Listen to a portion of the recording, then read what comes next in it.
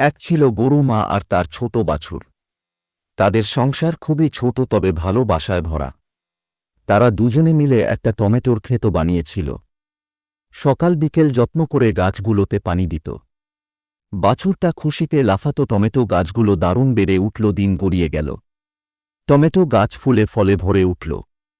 লাল টকটকে টমেটো দেখে বাছুরটা চোখ চকচক করত।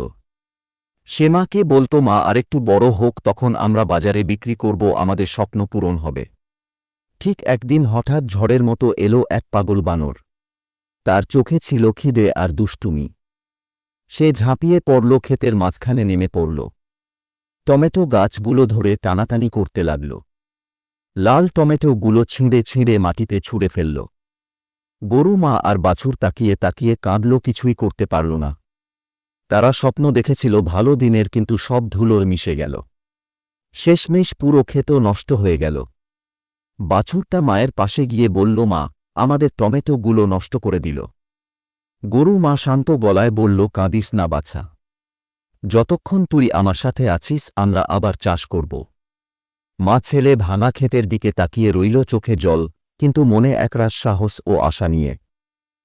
এই মা ছেলের কষ্টের জন্য ভিডিওতে একটা লাইক করে চ্যানেলটা সাবস্ক্রাইব করো।